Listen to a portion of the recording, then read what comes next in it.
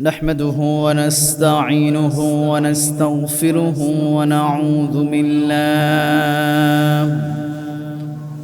ونعوذ بالله من شرور أنفسنا ومن سيئات أعمالنا. من يهد الله فلا مضل له ومن يضلله فلا هادي له. الذي أرسله بالحق بشيرا ونذيرا وداعيا إلى الله بإذنه وسراجا وقمرا منيرا. فقد قال الله تعالى في كلامه المجيد وفرقانه الحميد: أعوذ بالله من الشيطان الرجيم. بسم الله الرحمن الرحيم.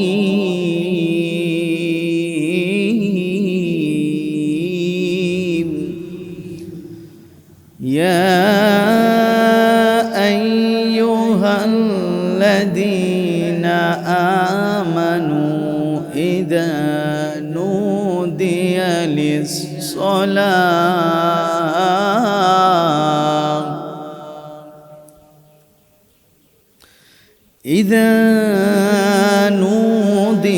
للصلاة من يوم الجمعة فاسعوا إلى ذكر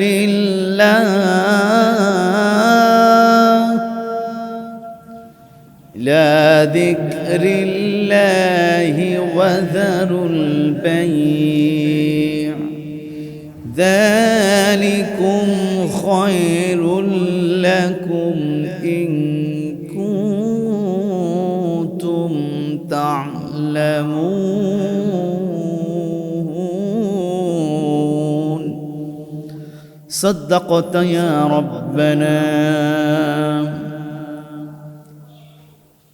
সবাই বলুন বালাগাল উলা বিকামালিহি কাশাফাদ দুজা বিজামালিহি হাসানাত জামিউ খিসালিহি সাল্লু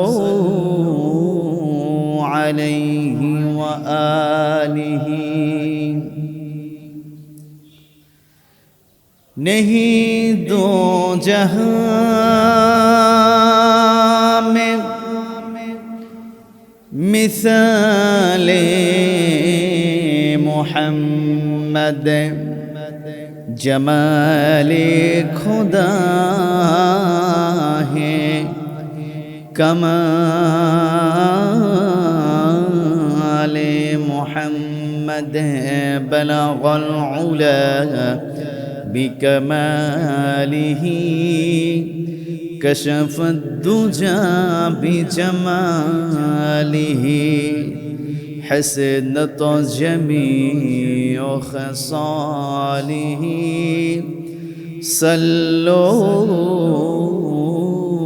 عليه وآله.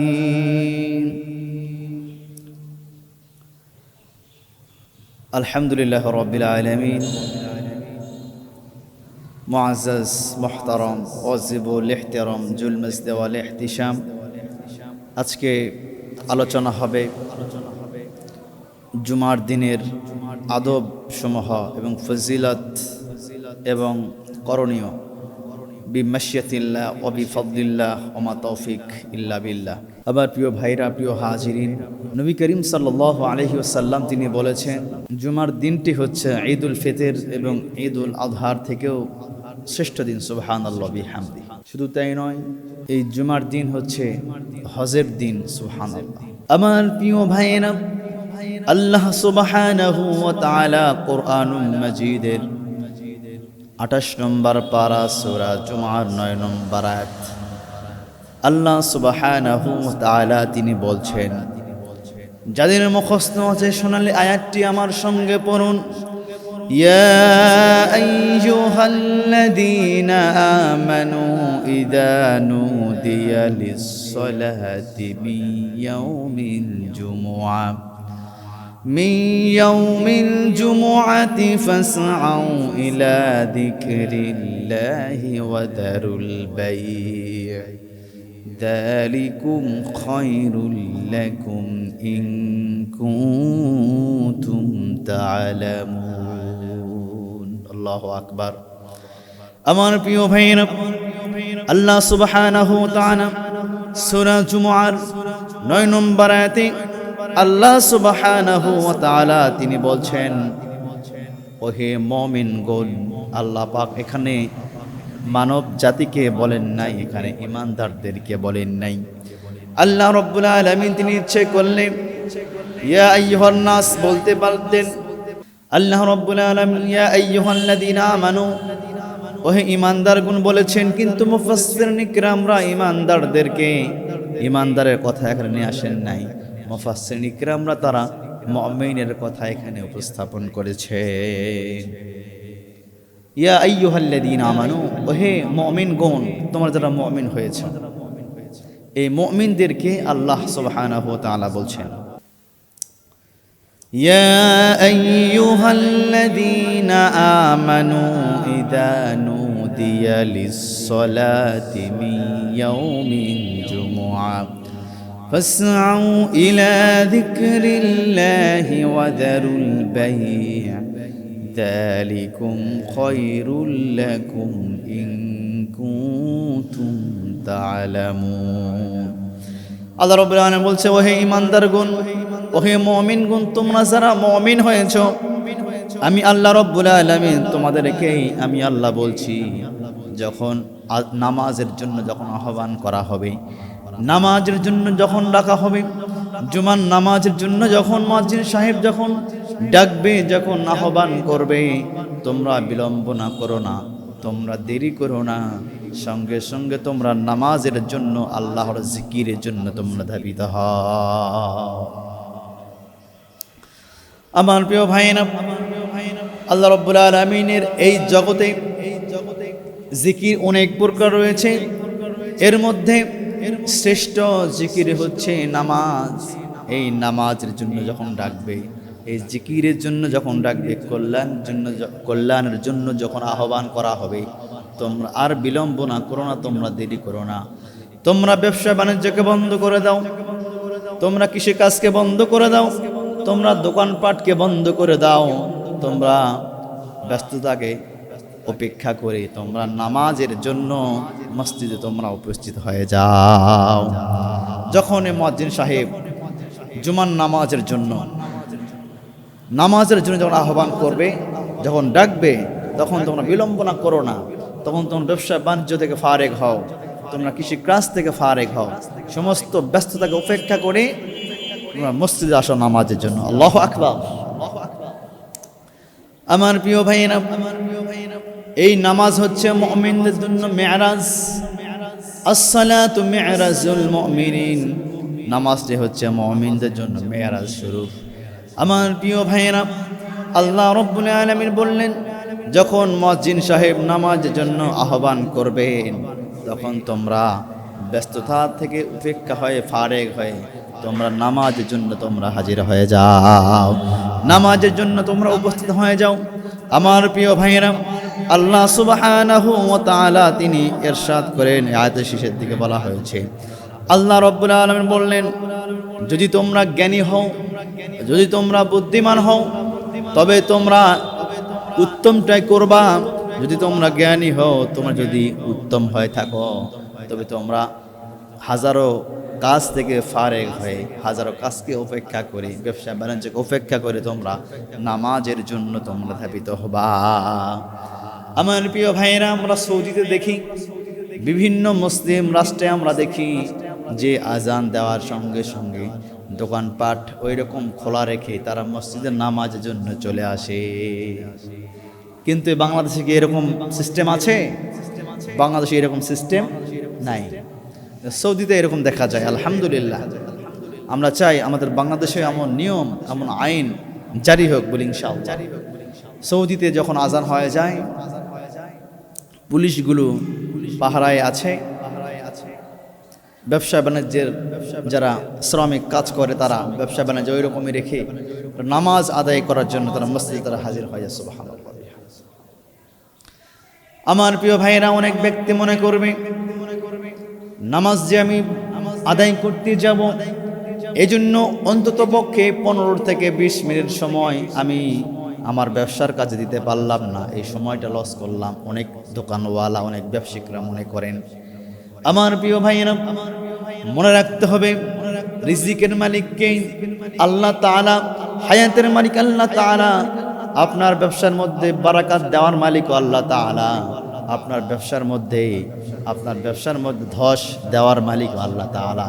সুতরাং আল্লাহ রাব্বুল আলামিন যদি আপনার প্রতি সন্তুষ্ট হয়ে যায়, আল্লাহ সুবহানাহু ওয়া তাআলা যদি আপনার প্রতি খুশি হয়ে যায়, তাহলে আপনার 10-15 মিনিট আপনি নামাজে আল্লাহর জিকিরের দিকে ধাবিত হলেন, আল্লাহ পাক এমন দিক থেকে আপনাকে দান করবে আপনি কল্পনাও করতে পারবেন না। আল্লাহ রাব্বুল আলামিন আপনাকে এমন দিক থেকে আপনাকে দান করবে, বারাকাত দেবে, রহমত দিবে, আপনি কল্পনাও করতে পারবেন না। আমার প্রিয় ভাইয়েরা, জুমার দিনের যখনই মুয়াজ্জিন সাহেব নামাজের জন্য আহ্বান করবে, সমস্ত কাজগুলি থেকে, দুনিয়াবি কাজগুলি থেকে ফারেক হয়ে মসজিদে ছুটে আসে। এটাই হলো ইমানের দাবি। ইমানের দাবি হচ্ছে ওটাই, যখনই মুয়াজ্জিন সাহেব আজান দিবে তখনই আপনি নামাজের জন্য ধাবিত হবেন মসজিদে। আমার প্রিয় ভাইয়েরা, এই আয়াতকে সামনে রেখে মুফাসসিরিন কিরামরা তারা বলছেন, শুধু জুমার দিনেই নয়, শুধু জুমার নামাজই নয়, 5 ওয়াক্ত নামাজ যখন নামাজের জন্য, কল্যাণের জন্য, আল্লাহর জিকিরের জন্য যদি আহ্বান করা হয়, যখন আহ্বান করা হবে, তখন তোমরা ব্যস্ততা থেকে উপেক্ষা হয়ে, ব্যস্ততা থেকে ফারেক হয়ে তোমরা মসজিদে আসো, নামাজ আদায় করো। আমার প্রিয় ভাইরা, আল্লাহ রব্বুল আলামিন রহমত দান করে সর্বপ্রথম মসজিদে। সর্বপ্রথম কোথায় রহমত দান করে? মসজিদে। এই মসজিদ থেকে রহমতগুলোই ছড়িয়ে পড়ে। সুবহানাল্লাহ বিহামদিহি। এই জন্য মসজিদ হচ্ছে রহমতের কারখানা। আল্লাহ পাক এই মসজিদগুলো তাকে রহমত দান করেন। প্রিয় হাজি, এই জন্য আমরা মসজিদে আসবো, নিয়মিত মসজিদে আসবো ইনশাআল্লাহ। আমার প্রিয় ভাইয়েরা, আল্লাহর নবী জনাবে মুহাম্মদুর রাসূলুল্লাহ সাল্লাল্লাহু আলাইহি ওয়াসাল্লাম তিনি বলছেন, আল্লাহ রাব্বুল আলামিনের যে দিনগুলোতে সূর্য উদিত হয়, অর্থাৎ 365 দিনে সূর্য উদিত হচ্ছে, সূর্য যেই দিনগুলোতে উদিত হয়, ওই দিনগুলোর মধ্যে সর্বশ্রেষ্ঠ দিন হচ্ছে জুমার দিন। সুবহানাল্লাহ। যে দিনগুলোতে সূর্য উদিত হয়, অর্থাৎ 365 দিন, বছরে প্রতিদিন সূর্য উদিত হচ্ছে, আলহামদুলিল্লাহ। আমার নবীজি বললেন, যেই দিনগুলোতে সূর্য উদিত হয়, এই সূর্য উদিত হওয়ার দিনগুলোর মধ্যে সর্বশ্রেষ্ঠ দিন হচ্ছে জুমার দিন। সুবহানাল্লাহ। এই জুমার দিন শ্রেষ্ঠ হওয়ার পিছনে কি আছে? আল্লাহর নবী, বিশ্বনবী জনাবে মুহাম্মদুর রাসূলুল্লাহ সাল্লাল্লাহু আলাইহি ওয়াসাল্লাম তিনি বললেন, এই জুমার দিন শ্রেষ্ঠ হওয়ার পিছনে কয়েকটি কারণ আছে। এর মধ্যে 1 নাম্বার কারণ হচ্ছে, এই জুমার দিনে আল্লাহ রাব্বুল আলামিন আব্বাজান আদম আলাইহিস সালাতু ওয়াস সালামকে সৃষ্টি করেছে। সুবহানাল্লাহ। আল্লাহ রাব্বুল আলামিন এই জুমার দিন এত মর্যাদা হওয়ার কারণে এর পিছনে শ্রেষ্ঠ কয়েকটি কারণ আছে। তার মধ্যে 1 নাম্বার কারণ হচ্ছে, আল্লাহ সুবহানাহু ওয়া তাআলা হযরত আদি পিতা আব্বাজান আদম আলাইহিস সালাতু ওয়াস সালামকে এই জুমার দিনে সৃষ্টি করার কারণে এই জুমার দিনে তো শান মান মর্যাদা মর্তবা এত বুলন্দ হয়েছে। শুধু তাই নয় আমার প্রিয় ভাইয়েরা, এই জুমার দিনে আল্লাহ সুবহানাহু ওয়া তাআলা হযরত আদম আলাইহিস সালাতু ওয়াস সালামকে জান্নাতের মধ্যে প্রবেশ করাইছেন। এই জুমার দিনে আদম নবীকে আল্লাহ পাক জান্নাতের মধ্যে প্রবেশ করাইছেন। এই জন্য এই জুমার দিন এত মর্যাদা, এত মর্তবা। শুধু তাই নয় আমার প্রিয় ভাইয়েরা, এই জুমার দিন শ্রেষ্ঠ হওয়ার পিছনে একটি কারণ হচ্ছে আল্লাহর নবী, বিশ্ব নবী জনাবে মুহাম্মদুর রাসূলুল্লাহ সাল্লাল্লাহু আলাইহি ওয়াসাল্লাম তিনি বলেছেন, এই জুমার দিনে আল্লাহ রাব্বুল আলামিন আদম আলাইহিস সালাতু ওয়াস সালামকে প্রথম পৃথিবীতে পাঠিয়েছেন। এই জন্য আল্লাহ রাব্বুল আলামিনের প্রিয় হাবিব বলছেন, জুমার দিন বছরের শ্রেষ্ঠ দিন জুমার দিন। সুবহানাল্লাহ। আবার অন্য রাওয়ায়াতের মধ্যে, অন্য হাদিসের মধ্যে বর্ণনা হয়েছে, বছরের সবচাইতে বড় দিন হচ্ছে, শ্রেষ্ঠ দিন হচ্ছে আরাফার দিন। সুবহানাল্লাহ। আমার প্রিয় ভাইরা, বছরের মধ্যে সর্বশ্রেষ্ঠ রাত হচ্ছে লাইলাতুল কদরের রাত। এ বিষয়ে আল্লাহ রাব্বুল আলামিন বলেছেন, ইন্না আনজালনাহু ফি লাইলাতিল কদর ওয়া মা আদরাকা মা লাইলাতুল কদর লাইলাতুল কদরি খায়রুম মিন আলফি শাহর তানাজ্জালুল মালাইকাতু ওয়ার রূহু ফিহা বিইذনি রাব্বিহিম মিন কুল্লি আমর সালামুন হিয়া হাত্তা মাতলাইল ফজর। আল্লাহু আকবার। আমার প্রিয় ভাইয়েরা, বছরের মধ্যে সর্বশ্রেষ্ঠ মাস হচ্ছে রমাদানুল মুবারক। রমাদানুল মুবারক মাস হচ্ছে বছরের সর্বশ্রেষ্ঠ মাস। বছরের মধ্যে আল্লাহ রাব্বুল আলামিন 12টি মাস দান করেছেন, এর মধ্যে শ্রেষ্ঠ মাস হলো রমাদানুল মুবারক। আল্লাহ রাব্বুল আলামিন বলছেন, শাহরু রমাদানাল্লাযী উনজিলা ফীহিল কুরআন হুদাল লিন্নাসি ওয়া বাইয়িনাতিন মিনাল হুদা ওয়াল ফুরকান। আল্লাহু আকবার। আমার প্রিয় ভাইরা, রমাদানুল মুবারক মাসে শ্রেষ্ঠত্ব অর্জন করলেন কারণ কি? এই রমাদানুল মুবারক মাসে আল্লাহ রাব্বুল আলামিন কোরআনুল মাজিদ দান করেছেন। আর এই কোরআনুল মাজিদ রমাদানুল মুবারক মাসে দান করেছেন, এজন্য রমাদানুল মুবারকের দাম আকাশচুম্বী হয়েছে। আল্লাহু আকবার। রমাদানুল মুবারকের দাম এজন্য আকাশচুম্বী হয়েছে। আমার প্রিয় ভাইয়েরা, জুমার দিনের গুরুত্বপূর্ণ কিছু আদব আছে, এই আদবগুলি আমাদেরকে রক্ষা করতে হবে। আমার প্রিয় ভাইয়েরা, শীতের মৌসুম হোক অথবা বর্ষার মৌসুম হোক অথবা গরমের মৌসুম হোক অথবা গরমের সময় হোক না কেন, আমার প্রিয় ভাইয়েরা মনে রাখতে হবে, জুমার দিনে গোসল করে মসজিদে যেতে হবে। এটা জুমার দিনের আদব। জুমার দিনে গোসল করে মসজিদে যাওয়া এটা জুমার দিনের সুন্নাত এবং আদব। আমার প্রিয় ভাইয়েরা, আমার নবীজি সাহাবায়ে কেরামরা জুমার দিনে গোসল করেছেন, পরিষ্কার পরিচ্ছন্নতা অর্জন করে এরপরে মসজিদে আল্লাহর জিকিরের জন্য, আল্লাহর স্মরণের জন্য মসজিদ আগমন করেছে। আমার প্রিয় ভাইয়েরা, সমাজে অনেক ব্যক্তি দেখা যায় তারা জুমার নামাজ আদায় করতে যায়, গোসল করে না, ময়লা পোশাক পরিধান করে যায়, সেরা পোশাক পরিধান করে যায়। আছে না নাই? আছে। এজন্য আমার প্রিয় ভাইয়েরা, জুমার নামাজ আপনি আদায় করতে যাবেন, আল্লাহর জিকিরের জন্য যাবেন, আল্লাহর তাসবিহ আদায়ের জন্য আপনি মসজিদ আগমন করবেন, আল্লাহর সামনে আপনি দাঁড়াবেন। কেন সেরা পোশাক পরে কেন আপনি দাঁড়াবেন? একটা পরিষ্কার পরিচ্ছন্ন একটা নতুন পোশাক পরবেন, আতর খুশবু লাগিয়ে নামাজে দাঁড়াবেন, আল্লাহ রাব্বুল আলামিনের সামনে আপনি দাঁড়াবেন, আল্লাহ রাব্বুল আলামিনের সঙ্গে দাঁড়াবেন, সামনে দাঁড়াবেন, খুশু খুজুর সঙ্গে দাঁড়াবেন, নামাজ আদায় করবেন। নামাজ কবুল করার মালিক কে? আল্লাহ তাআলা। নামাজ কবুল করে নেবেন কে? আল্লাহ সুবহানাহু ওয়া তাআলা। এই জন্য যখন আমরা মসজিদে নামাজের জন্য যাব, জুমার নামাজ তখন গোসল করে আমরা যাব, পরিষ্কার পরিচ্ছন্ন হয়ে আমরা মসজিদে আমরা যাব ইনশাআল্লাহ। আমার প্রিয় ভাইয়েরা, আমাদেরকে মনে রাখতে হবে, মসজিদ হচ্ছে মুসলমানদের একত্রিত হওয়ার একটি জায়গা। এই মসজিদের মধ্যে কে আওয়ামী লীগ করে, কে বিএনপি করে, কে জামাত করে, কে জাসদ বাসদ করে, কে এনসিপি করে, এটা কোনো দেখার বিষয় নাই। এটা কোনো দেখার বিষয় আছে? এটা কোনো দেখার বিষয় নাই। সকলেই কাঁধে কাঁধ মিলে একসঙ্গে একই কাতারে পাশাপাশি দাঁড়িয়ে আমরা নামাজ আদায় করি। আলহামদুলিল্লাহ, আলহামদুলিল্লাহ। প্রিয় হাজিরিন, নামাজে মসজিদে গিয়ে নামাজের মধ্যে কে এমপি, কে মন্ত্রী, কে রিক্সা চালক, কে ভ্যান চালক, কে দিনমজুরি কাজ করে, এটা কি কোনো দেখার বিষয় আছে? কোনো দেখার বিষয় নাই। আমরা যে যেখানে জায়গা পাই আমরা পাশাপাশি দাঁড়িয়ে আমরা নামাজ আদায় করি। আলহামদুলিল্লাহ, এটা সৌন্দর্য, এটা কি ইসলামের সৌন্দর্য। আমার প্রিয় ভাইয়েরা, মসজিদে যখন আমরা যাব মিসওয়াক করতে হবে।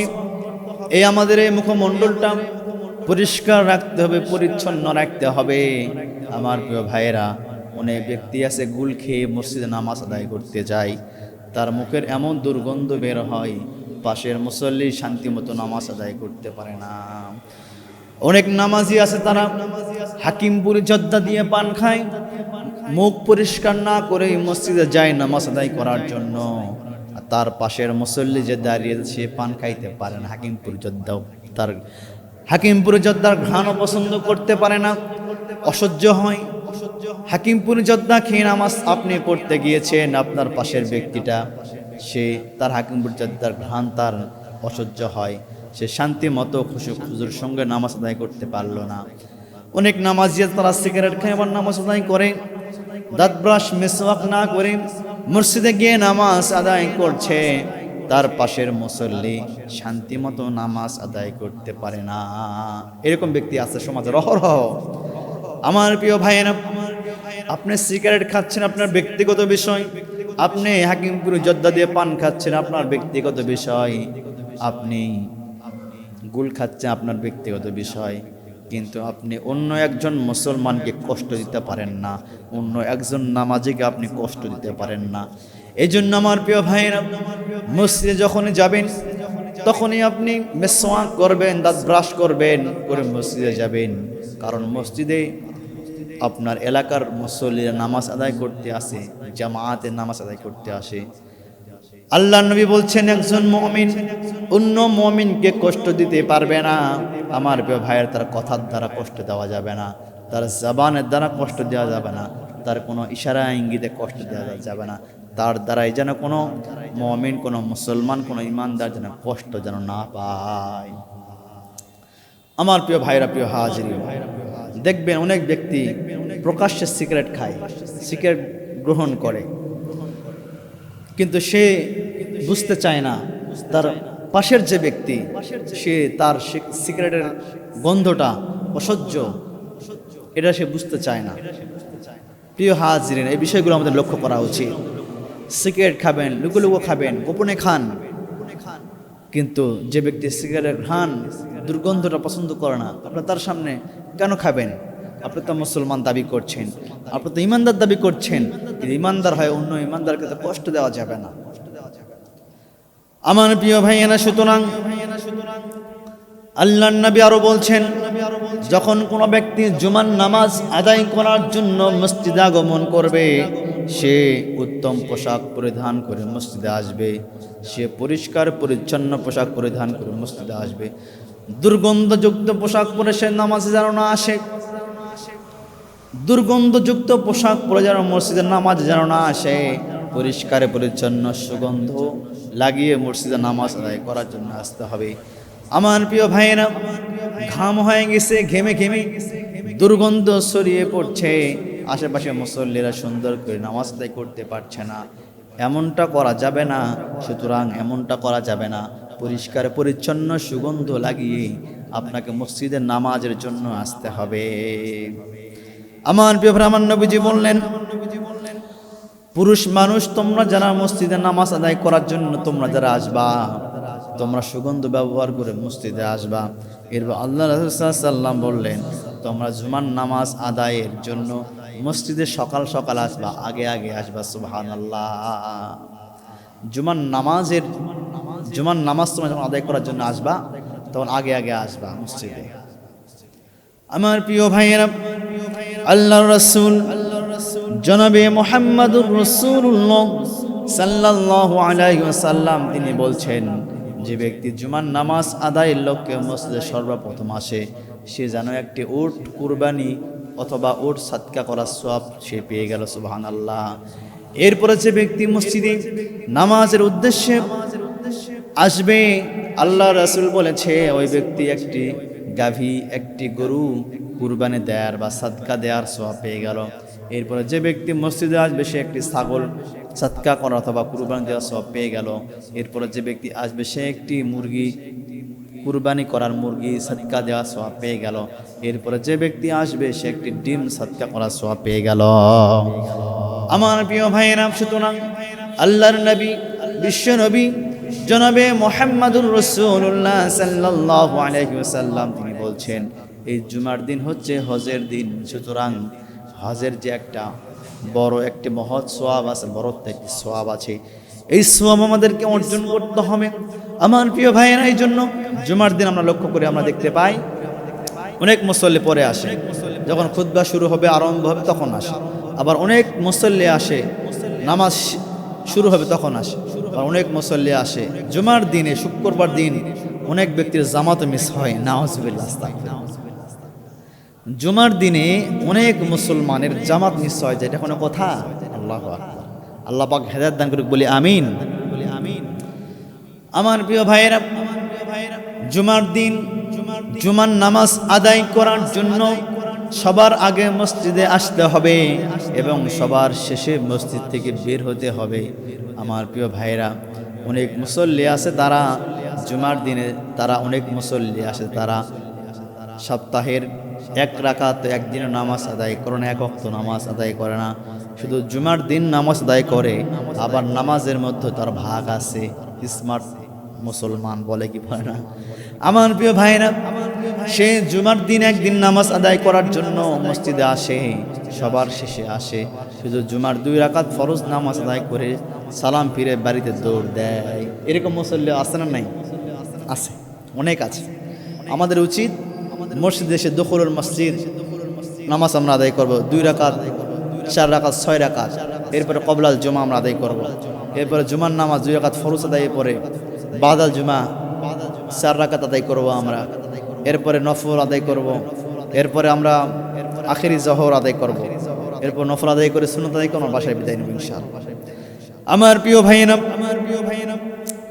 বর্তমান সময়ে কিছু নামধারী লামাযহাবী বের হয়েছে, তারা ইসলামের বিধিবিধানগুলোকে শর্টকাট করে দিচ্ছে, তারা সুন্নত নামাজগুলিকে উঠায় দিচ্ছে, তারা নফল নামাজগুলিকে উঠায় দিচ্ছে।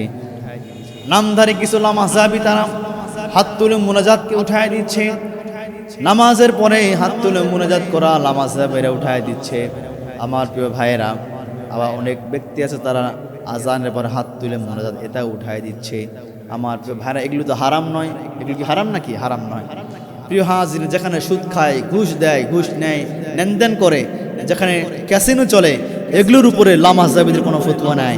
কিন্তু যেগুলো সুন্নাহ, যেগুলো মুস্তাহাব এগুলোর উপরে লামাযহাবীদের ফতোয়া বেশি, ঠিক না? প্রিয় হাজিরিন, এই বিষয়গুলো আমাদেরকে লক্ষ্য করতে হবে ইনশাআল্লাহ। আমার প্রিয় ভাইয়েরা, আল্লাহর নবী বললেন জুমার দিনের একটি মহৎ একটি আদব হচ্ছে জুমার নামাজের যে খুতবা হয়, খুতবা মনোযোগ দিয়ে শ্রবণ করা। খুতবা ইমাম সাহেব, খতিব সাহেব খুতবা দিবে, কোনো মুসল্লি কথা বলতে পারবে না, জায়েজ নাই। যদি কোনো মুসল্লি কথা বলে, আপনি যদি তাকে বলেন এই চুপ করো, এটাও আপনি অতিরিক্ত কাজ করলেন, এটাও পছন্দ নয়, আপনি তাকে নিষেধ করতে পারবেন না। এমন একটি ওয়াজিব তরফের অপরাধ। আমার প্রিয় ভাইয়েরা, আমাদেরকে লক্ষ্য রাখতে হবে, আমাদেরকে বুঝতে হবে, খুতবা যখন খতিব সাহেব যখন খুতবা দেয়, এই খুতবা দেওয়ার সময় কথা বলা যাবে না, চুপ করে খুতবা শ্রবণ করতে হবে, চুপ থেকে খুতবা শ্রবণ করতে হবে। আমার প্রিয় ভাইয়েরা, আল্লাহ রাসূল সাল্লাল্লাহু আলাইহি ওয়াসাল্লাম একবার মসজিদে নববীতে খুতবা দিচ্ছিলেন। এমন সময় একজন সাহাবী আল্লাহ রাসূল সাল্লাল্লাহু আলাইহি ওয়াসাল্লামকে সে বললেন, ইয়া রাসূলুল্লাহ, ইয়া হাবিবাল্লাহ, এমন দুর্ভিক্ষ লেগে গেছে, দীর্ঘদিন ধরে বৃষ্টি হয়নি, আপনি একটু দোয়া করেন। আমার নবীজি, বিশ্ব নবী জনাবে মুহাম্মদুর রাসূলুল্লাহ সাল্লাল্লাহু আলাইহি ওয়াসাল্লাম, তিনি এমন নবী, এমন রাসূল, তিনি হচ্ছে রাহমাতাল লিল আলামিন। যেই নবী পৃথিবীতে আগমন যখন করলেন, আসমান খুশি হয়েছিল, জমিন খুশি হয়েছিল, চাঁদ সূর্য সবাই খুশি হয়েছিল। এবং আল্লাহ রাব্বুল আলামিন নিজেই বলছেন, আমি তোমাদেরকে যে নবী পাঠাইছি, কোরআন পাঠাইছি, এই জন্য তোমরা আনন্দিত হও। সুবহানাল্লাহ। আল্লাহ রাব্বুল আলামিন বলছেন, قل بفضل الله وبرحمته فبذلك فليفرحوا هو خير مما يجمعون। আল্লাহ আকবার। আমার প্রিয় ভাইয়েরা, আমার নবী যখন পৃথিবীতে আগমন করে সবাই খুশি হয়েছিল, আসমান জমিন চাঁদ সূর্য সবাই খুশি হয়েছিল, বনের হরিণ বাঘ সাপ পোকামাকড় সবাই খুশি হয়েছে, সমস্ত মাখলুকাত খুশি হয়েছিল। আল্লাহ পাক তার নবীকে বললেন, নবী আপনি যদি চান উহুদ পাহাড়টা আপনার জন্য সোনায় পরিণত করে দেব। আমার নবীজি কিছু বলেন নাই। আমার নবীর উপর যখন জুলুম করা হয়েছিল, আমার নবীর উপর যখন নির্যাতন করা হয়েছিল, মক্কার কাফের আর কুফাররা আমার নবীজির উপর যখন জুলুম করতে শুরু করে দিয়েছে, আল্লাহ রাব্বুল আলামিন বললেন, নবী আপনি চাইলে আমি তাদেরকে ধ্বংস করে দেব। আমার নবীজি বললেন, ইয়া রাব্বাল আলামিন, আমি তো ধ্বংস করে দেওয়ার জন্য আসি নাই, আপনি তোমাকে পাঠাইছেন রাহমাতাল লিল আলামিন হিসাবে। ইয়া রাব্বাল আলামিন, আপনি তাদেরকে হেদায়েত দান করুন। আল্লাহ রাব্বুল আলামিন প্রিয় হাবিব হেদায়েতের জন্য দোয়া করেছেন। সাহাবায়ে কেরাম বললেন, ইয়া রাসূলুল্লাহ, ইয়া হাবিবাল্লাহ, দুর্ভিক্ষ শুরু হয়েছে, মরুভূমিগুলো শুকানো অবস্থায় আরো শুকিয়ে গিয়েছে, উট পশু পাখি কেউ খাবার পাচ্ছে না। ইয়া রাসূলুল্লাহ, হাবিবাল্লাহ, আপনি একটু দোয়া করে দেন।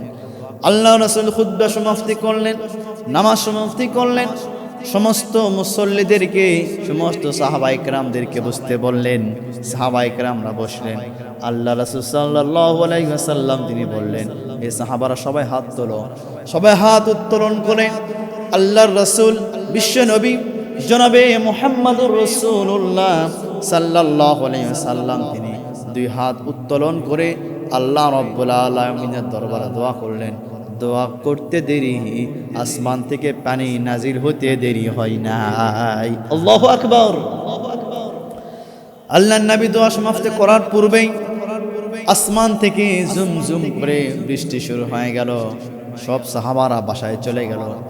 দীর্ঘ এক সপ্তাহ ধরে, একাধারে এক সপ্তাহ ধরে পানি, আসমান থেকে পানি নাজিল হচ্ছে। সমস্ত খাল বিল মরুভূমিগুলো পানি সয়লাব হয়ে গেল।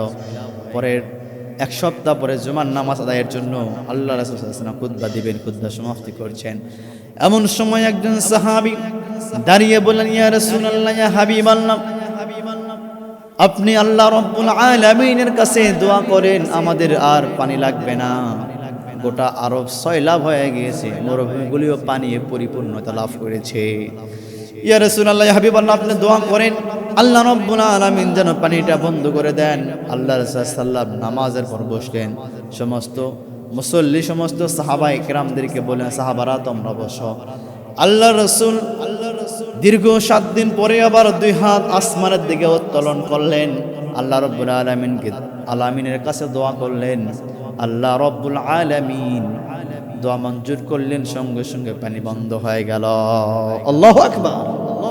আল্লাহর নবী হাত তুলতে দেরি, দোয়া কবুল হতে দেরি হয় নাই। আল্লাহ রাসূল হাত তুলতে দেরি, পানি বন্ধ হতে দেরি হয় না। সুবহানাল্লাহ বিহামদিহি। আমার প্রিয় ভাইয়েরা, আল্লাহ রাসূল দোয়া সমাপ্তি করলেন, পানি বন্ধ হয়ে গেল।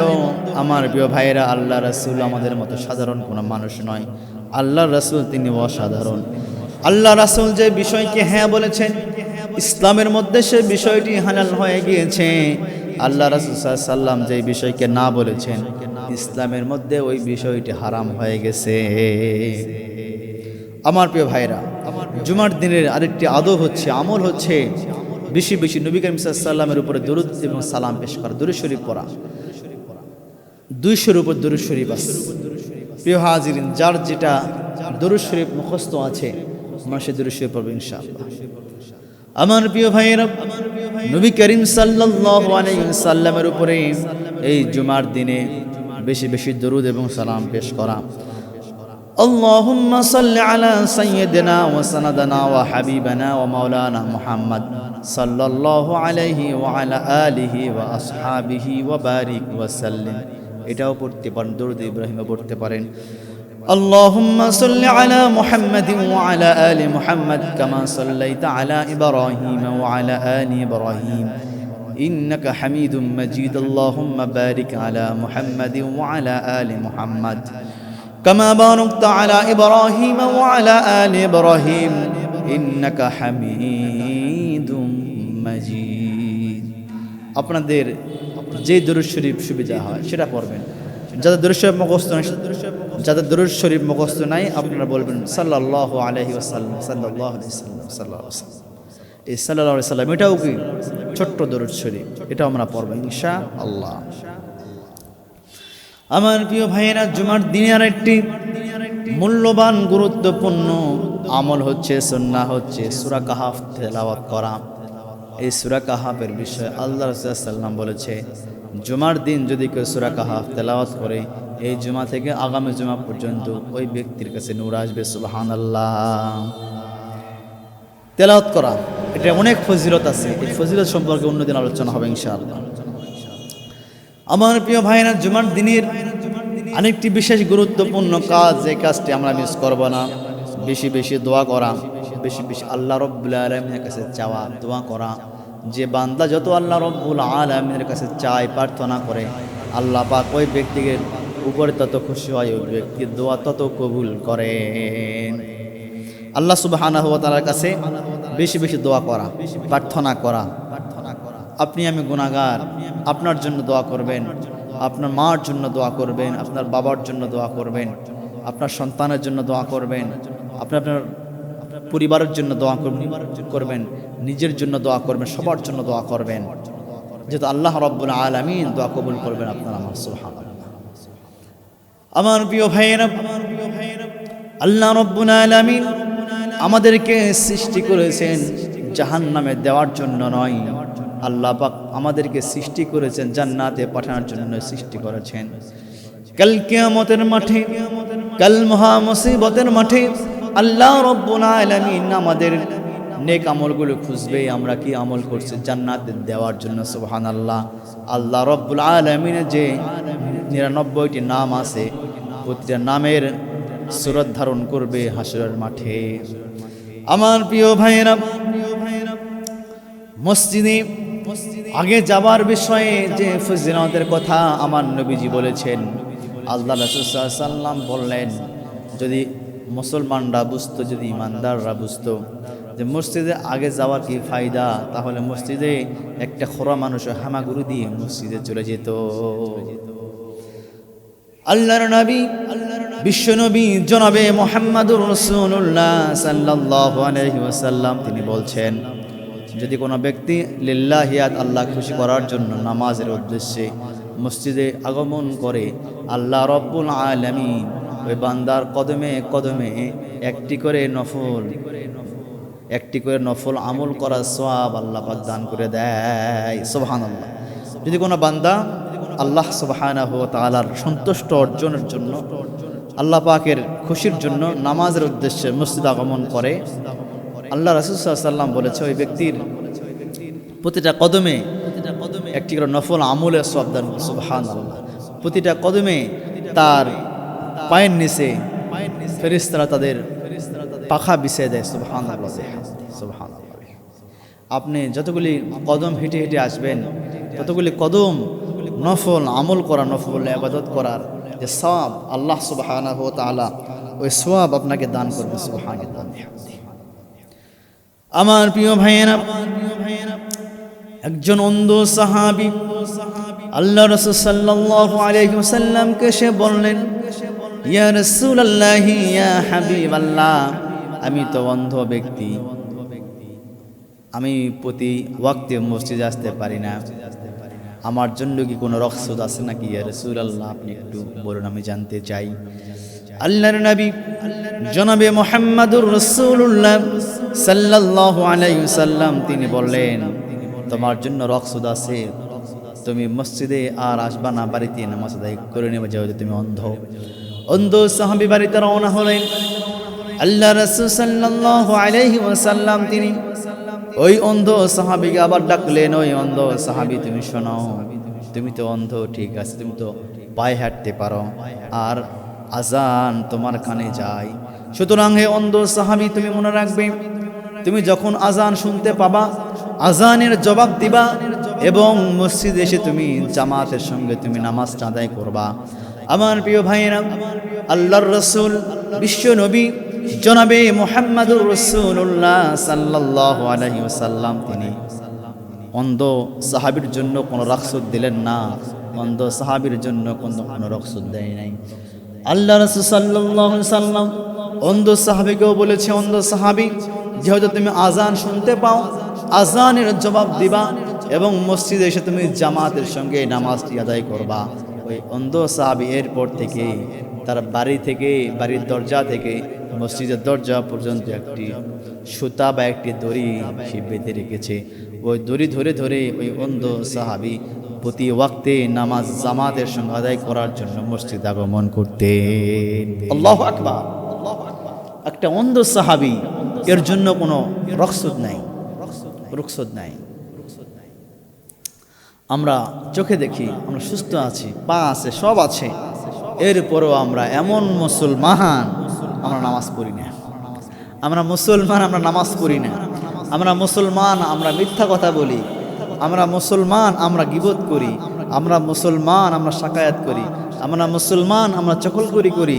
আমরা মুসলমান, আমরা বিনা অপরাধে মানুষকে হত্যা করি। আমরা মুসলমান, আমরা মেয়েদেরকে, মা বোনদেরকে আমরা ধর্ষণ করি। আমরা মুসলমান, এমন মুসলমান আমাদের মা বাবাকে বাড়ি থেকে বের করে দেয়, ঠিক কিনা? প্রিয় হাজরিন, এটা তো মুসলমানের কাজ হতে পারে না, এটা ইহুদি, নাসারা, বিধর্মী এদের কাজ হতে পারে, ঠিক কিনা? মুসলমানদের কাজ এমন নয়। এই মুসলমানরা তারা আল্লাহ রাসূলের আদর্শ ফলো করে। আমার প্রিয় ভাইয়েরা, আল্লাহ রাব্বুল আলামিন কুরআনুল মাজিদের 29 নম্বর পারা সূরা কলামের প্রথম দিকে আল্লাহ রাব্বুল আলামিন বলছেন, যাদের মুখস্থ আছে সোনালী আয়াতগুলি আমার সঙ্গে পড়ুন।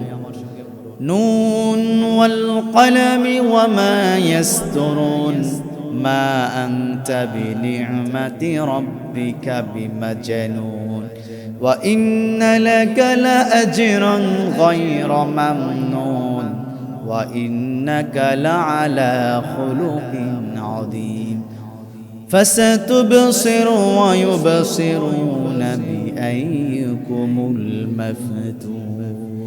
আল্লাহু আকবার।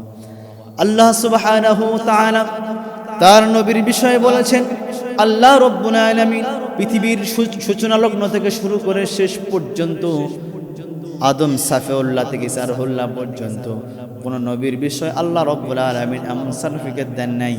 কিন্তু আল্লাহ রাব্বুল আলামিন তার আখির জামানার নবী মুহাম্মদ সাল্লাল্লাহু আলাইহি ওয়াসাল্লামের বিষয়ে আল্লাহ রাব্বুল আলামিন বলেছেন, নবী আপনি উত্তম আদর্শের উপরে রয়েছেন। আল্লাহু আকবার। আমার নবীজি উত্তম আদর্শের উপর রয়েছেন। সুতরাং আমার নবীজিকে অনুসরণ করতে হবে, আমার নবীকে ফলো করতে হবে, আমার নবীজির অনুকরণ করতে হবে। আমার প্রিয় ভাইয়েরা, মনে রাখতে হবে,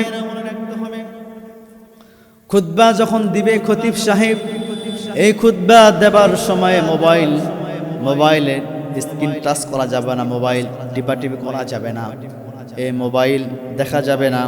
আমার প্রিয় ভাইয়েরা, খতিব সাহেব যখন খুতবা দিবেন, এই খুতবা যখন দিবেন এই সময় কথা বলা যাবে না। এই সময় অন্য মনস্ক না হয়ে ইমাম সাহেব খতিব সাহেবের দিকে তাকিয়ে মনোযোগ দিয়ে খুতবা শুনতে হবে। আমার প্রিয় ভাইয়েরা, আল্লাহর নবী, বিশ্ব নবী জনাবে মুহাম্মদুর রাসূলুল্লাহ সাল্লাল্লাহু আলাইহি ওয়াসাল্লাম ওই সময় সাহাবী ছিলেন। ওই সাহাবী আল্লাহ রাসূল সাল্লাল্লাহু আলাইহি ওয়াসাল্লাম নামাজ সমাপ্তি করতেন, সালাম ফিরতেন। ওই সাহাবী সঙ্গে সঙ্গে সালাম ফিরার পরেই সে বাড়িতে চলে আসতেন। আল্লাহ রাসূল একদিন ফজরের নামাজ সমাপ্তি করে পিছন দিকে ফিরে দেখতে পেলেন সামনে কাতারের একটা জায়গা ফাঁকা। আল্লাহ রাসূল জিজ্ঞাসা করলেন, এই সামনের জায়গাটা কেন ফাঁকা? কে ছিল এখানে? অমুক সাহাবী ছিল। ইয়া রাসূলুল্লাহ, এই সাহাবী কোথায় গেছে? বললেন, ইয়া রাসূলুল্লাহ, ইয়া হাবিবাল্লাহ, ওই সাহাবী বাড়িতে চলে গেছে সালাম ফিরার পরে। কেন বাড়িতে গিয়েছি?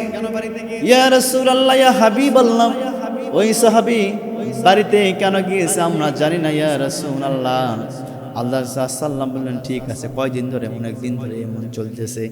আল্লাহ রাসূল সাহাবীর দরজার সামনে সে নক করলেন, এই সাহাবী বাড়ি থেকে বের হও। এই সাহাবী আর বের হয় না। দীর্ঘ সময় পরে ওই সাহাবী জুব্বা পরে বের হলেন। আল্লাহ রাসূল বলে, ও সাহাবী, আজকে ফজর নামাজের পরে তোমাকে খুঁজে পেলাম না, কোথায় ছিলাম? এত আগে কেন বাড়িতে আসতেছ নিয়মিত? জানতে চাই। সাহাবী বললেন, ইয়া রাসূলুল্লাহ, ইয়া হাবিবাল্লাহ, আমার পরনে একটি জামা, আমার স্ত্রীর কোনো পোশাক নাই, কোনো জামা নাই, এই একটি পোশাক আমরা স্বামী স্ত্রী দুইজনেই পরি। ইয়া রাসূলুল্লাহ, ইয়া হাবিবাল্লাহ, আমি এই পোশাক পরেই নামাজ পড়তে গিয়েছিলাম। নামাজ সমাপ্তির পরে আমি বাড়িতে এসেছি। এ কারণে যদি আমি মসজিদে বিলম্ব করতাম, আমার স্ত্রীর নামাজটা কাজা হয়ে যেত, বিলম্ব হয়ে যেত। সালাম ফেরার পরে আমি বাড়িতে আসছি। বাড়িতে এসে আমার পোশাকটি খুলে আমার স্ত্রীকে দিয়েছি। আর এই গর্তের মধ্যে আমি ঢুকেছিলাম, আমার স্ত্রীর ফজরের নামাজ আদায় করছিল। ইয়া রাসূলুল্লাহ, ইয়া হাবিবাল্লাহ, এর মধ্যে আপনি পরাঘাত করলেন। ইয়া রাসূলুল্লাহ, আমার স্ত্রীর নামাজ সমাপ্তি হয়ে গেল। আমার স্ত্রীর পরনের জামাটি খুলে আমি বললাম, আমার স্ত্রী গর্তের মধ্যে আছে, আর আমি এই জামা পরে আপনার সামনে আসলাম। ইয়া রাসূলুল্লাহ, ইয়া হাবিবাল্লাহ, আমি আপনার সামনে এখন উপস্থিত হয়ে গেছি। আল্লাহ রাসূল সাল্লাল্লাহু আলাইহি ওয়াসাল্লাম দেখে অবাক হয়ে গেলেন, এ সাহাবী, এটা তুমি কি করেছো? এ সাহাবী, আল্লাহ রাব্বুল আলামিন তোমার প্রতি খুশি হয়েছে। সুবহানাল্লাহ। আমার ব্যাপারে একটা পরনের জামা, ওই একটি পরনের জামায় স্বামী স্ত্রী দুইজনে উভয়ে পরিধান করে নামাজ আদায় করছে।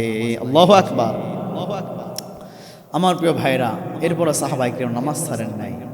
আল্লাহর রাসূলের শেষ কথা ছিল, উম্মতেরা নামাজ আদায় করো, নামাজ। এই নামাজ আমাদেরকে ছাড়া যাবে না। আমার প্রিয় ভাইয়েরা, মনে রাখতে হবে, জনৈক ব্যক্তি জুমার নামাজ আদায় করার জন্য মসজিদে আগমন করেছে। সামনের কাতারে জায়গা পায় নাই, পিছনের কাতারে বসে কাঁদতেছেন। প্রশ্ন করা হলো, ও ব্যক্তি, তুমি কেন ক্রন্দন করছো? কি হয়েছে তোমার?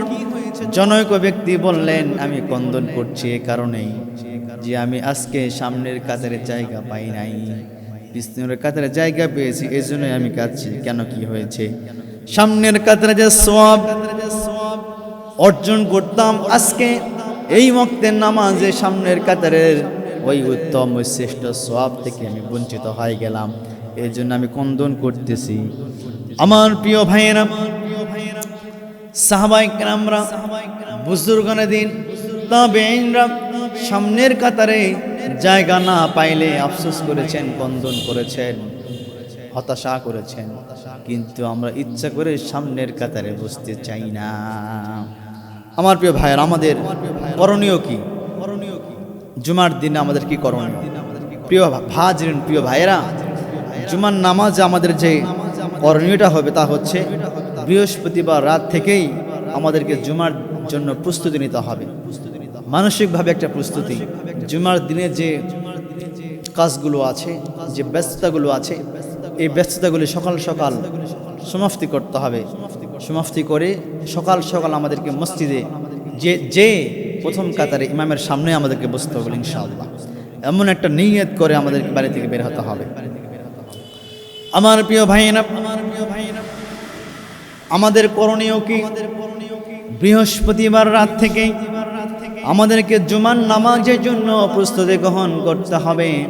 জুমার দিনের যত ব্যস্ততা আছে, এই ব্যস্ততাগুলি 11টা-12টার মধ্যে ফারিগ হতে হবে, ব্যস্ততাগুলি সমাপ্তি করে নিতে হবে। আর সকাল সকাল আজানের সময় হয়ে গেলেই মসজিদে প্রথম গিয়েই প্রথম কাতারে খতিবের সামনে বসা, এটাই হচ্ছে আমাদের করণীয়। আমার প্রিয় ভাইরা, মানসিকভাবে প্রস্তুতি নিতে হবে, শারীরিকভাবে প্রস্তুতি নিতে হবে। পোশাক আশাক যদি অপরিষ্কার হয়ে যায়, এই পোশাক আশাক জামা কাপড়গুলো পরিষ্কার পরিচ্ছন্ন করতে হবে। আমার প্রিয় ভাইয়েরা, এটা এরপর ফজরের পর থেকে বেশি বেশি ইস্তেগফার করা। জুমার দিনে যখন ফজর নামাজ আমরা আদায় করব, ফজরের পর আমরা ইস্তেগফার আদায় করব। আস্তাগফিরুল্লাহ রাব্বি মিন কুল্লি যামবি ওয়া আতুবু ইলাইহি, আস্তাগফিরুল্লাহাল্লাযী রাব্বি মিন কুল্লি যামবি ওয়া আতুবু ইলাইহি। আস্তাগফিরুল্লাহ, ইস্তেগফার করতে হবে, তওবা করতে হবে। দীর্ঘ একটি সপ্তাহ পার হয়ে যাচ্ছে, মাস পার হয়ে যাচ্ছে, বছর পার হয়ে যাচ্ছে, গুনাহ কমতেছে না, পাপ কমতেছে না। আল্লাহ আমাকে মাফ করে দাও, আমাকে ক্ষমা করে দাও। আল্লাহ আমি গুনাহ করেছি, আমি পাপ করেছি, আমি ইস্তেগফার করলাম, আমি তওবা করলাম। আল্লাহ আমার জিন্দেগির গুনাহ রাশিকে আল্লাহ আপনি মাফ করে দেন, আল্লাহ আপনি মিটায় দেন। প্রিয় হাজিরিন, এইভাবে আমাদেরকে তওবা করতে হবে এবং আল্লাহ রাব্বুল আলামিনের দরবারে দোয়া করতে হবে। হাত তুলে আমরা আল্লাহ পাকের কাছে দোয়া করব ইনশাআল্লাহ।